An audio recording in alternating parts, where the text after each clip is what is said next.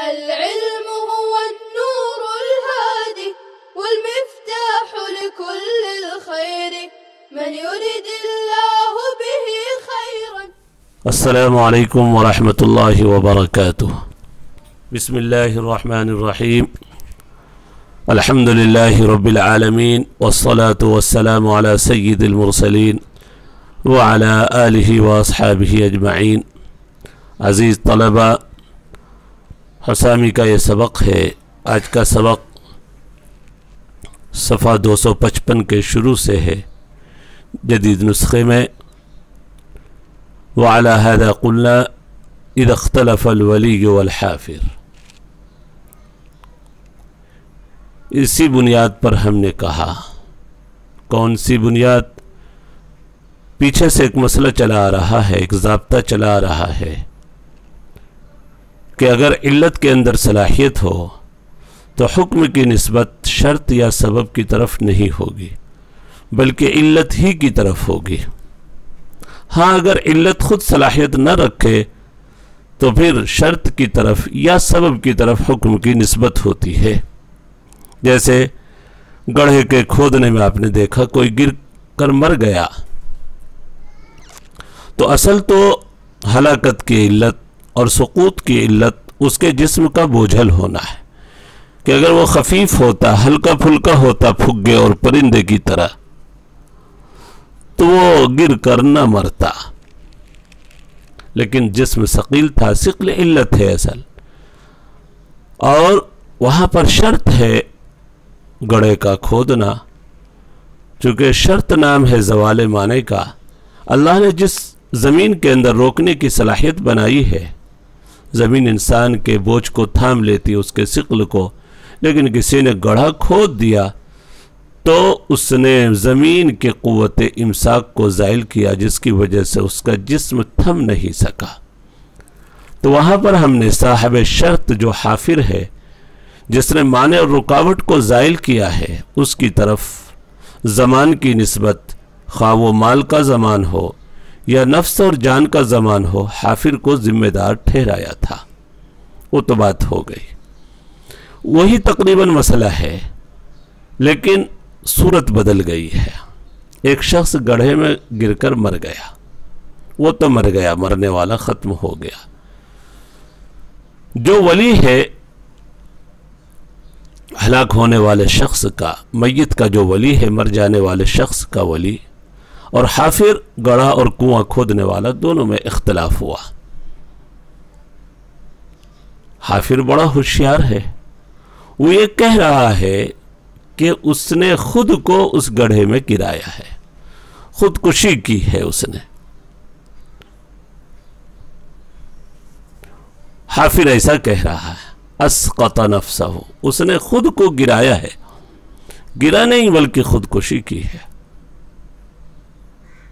ولی کہہ رہا ہے نہیں، اس نے خودکشی نہیں کی، خود کو نہیں گرایا، چلا جا رہا تھا، گڑھے کو دیکھ نہیں سکا. یہاں پر جو بات اب مانی جائے گی، ولی اور حافر میں سے حافر کی بات مانی جائے گی. کیوں؟ وہ اصل سے استدلال اور دلیل پکڑ رہا ہے، علت کی طرف حکم کی نسبت کر رہا ہے. چونکہ اصل علت تو وہی سقوط اور جسم کا بوجھل ہونا تھا. حکم کی نسبت وہ علت کی طرف کر رہا ہے، اس لیے حافر کی بات مانی جائے گی، ولی کی بات نہیں مانی جائے گی. استحساناً قیاس کو چھوڑ دیا جائے گا. استحسان پیچھے آپ نے پڑھا، استحسان وہی کہتے ہیں کہ جہاں پر ظاہر قیاس کو چھوڑ دیا جائے.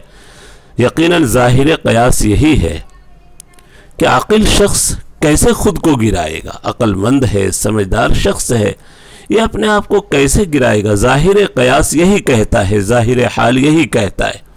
اور حضرت امام ابو یوسف رحمۃ اللہ علیہ کا قول قدیم بھی یہی ہے کہ وہ قیاس پر عمل کرتے ہیں کہ ایک عاقل شخص ہے، خود کو کیسے گرائے گا.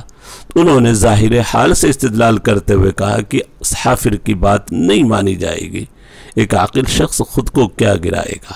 لیکن استحساناً ظاہر قیاس کو چھوڑتے ہوئے یہاں پر حافر کی بات مان لی جائے گی چونکہ وہ حکم کی نسبت علت کی طرف کر رہا ہے.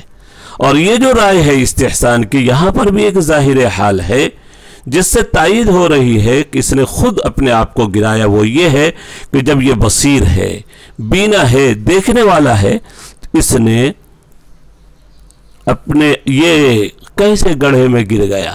گڑھا نظر آنا چاہیے اسے. جب بصیر ہے، بینا ہے، معلوم ہوا دیکھتا بھالتا شخص ہے، پھر بھی گڑھے میں گرا ہے، تو یہ گرا نہیں بلکہ خود کو گرایا ہے. بہرحال استحساناً حافر کی بات مانی جائے گی کہ وہ حکم کی علت کی طرف نسبت کا دعویٰ کر رہا ہے. استحساناً ظاہر قیاس یہ ہے کہ بات نہ مانی جائے حافر کی، چونکہ عاقل شخص کیسے خود کو گرائے گا؟ امام یوسف رحمۃ اللہ علیہ کا قول قدیم وہی ہے جو ظاہر قیاس کے مطابق ہے. دیکھیے کتاب کے اذا اختلف الولی والحافر، جب ولی اور حافر کا اختلاف ہو جائے، انه اسقط نفسه کہ کہہ رہا ہے حافر اس نے اپنے آپ کو گرایا یعنی خودکشی کی ہے، تو بات اسی کی مانی جائے گی استحساناً، یعنی ظاہر قیاس کو چھوڑیں گے. ظاہر قیاس یہی کہہ رہا ہے کہ سامنے والا جب عاقل ہے، سمجھدار ہے، تو کیسے خود کو گرائے گا، کیسے خودکشی کرے گا؟ یہاں پر ہم نے اس قیاس کو اور اس ظاہر حال کو چھوڑ دیا، اور جو استحسان پر ہم نے عمل کیا ہے، یہاں پر بھی ایک ظاہر حال ہے جس سے استحسان کی تائید ہو رہی ہے. وہ استحسان یہ ہے، وہ ظاہر حال یہ ہے کہ جب یہ بصیر ہے، بینا ہے، تو اس نے کیسے خود کو، کیسے وہ گر گیا؟ ظاہر ہے کہ گرا نہیں بلکہ گرایا ہے. حافر کی بات مانی جائے گی لأنه يتمسك بما هو الأصل، اس لئے کہ وہ استدلال کر رہا اس چیز سے جو اصل ہے، وهو صلاحیت العلت للحکم، اور وہ علت کی صلاحیت رکھنا ہے حکم کے واسطے. وَيُنْكِرُ خِلَافَةَ الشَّرْطِ، اور شرط کے خلیفہ ہونے کا انکار کر رہا ہے. یعنی یہاں پر شرط کو علت کا خلیفہ بنانے کی ضرورت نہیں، کیوں؟ خود علت صلاحیت رکھتی ہے، خود علت صلاحیت رکھتی ہے. اسی تعلق سے ایک اور بات کہ علت صلاحیت رکھے تو حکم کی نسبت کسی اور طرف نہیں ہوگی.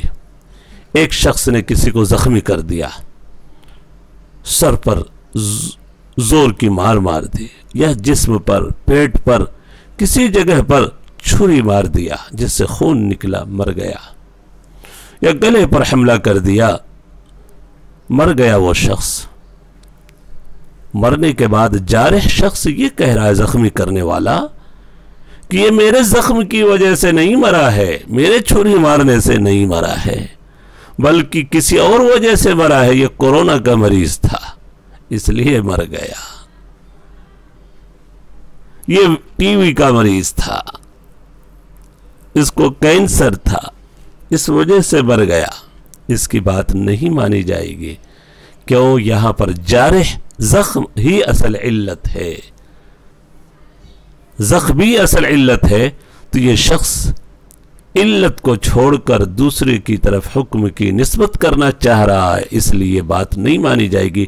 جب تک علت صلاحیت رکھے حکم کی نسبت علت کی طرف ہوگی. کہنا یہ ہے بخلاف ما اذا ادعى الجارح الموت بسبب آخر، جبکہ زخمی کرنے والا موت کا دعویٰ کرے کسی دوسرے سبب سے، زخم اس نے خود لگایا ہے، زخمی کیا اور کہا کہ نہیں، زخم سے نہیں مرا ہے، حالانکہ گہرا زخم لگایا جس میں کثیر مقدار میں خون نکل جاتا. عموماً ایسا زخم موت کا سبب بنتا ہے، لیکن کہہ رہا دوسری وجہ سے مرا ہے، دوسری بیماری اس کو پہلے سے تھی. یا آج کل جو بیماری چل رہی، نعوذ باللہ، اللہ ہم سب کی پوری امت کی حفاظت فرمائے، اس کورونا کی وجہ سے مرا، اللہ ہم سب کی حفاظت فرمائے. اس کی تصدیق جارح کی نہیں کی جائے گی، لأنہ صاحب علہ، اس لیے کہ یہ علت والا ہے جارح، اور علت کے اندر صلاحیت ہے. تو جہاں تک صلاحیت ہو حکم کی نسبت علت ہی کی طرف ہوگی، سبب یا شرط کی طرف نہیں ہوگی. اللہ تبارک و تعالی ہم سب کے لئے سمجھنا آسان فرمائے. وصلی اللہ علی النبی الکریم. السلام عليكم. لا تنسوا الاعجاب بالفيديو والاشتراك في القناة تشجيعا لنا لنستمر بنشر المزيد إن شاء الله.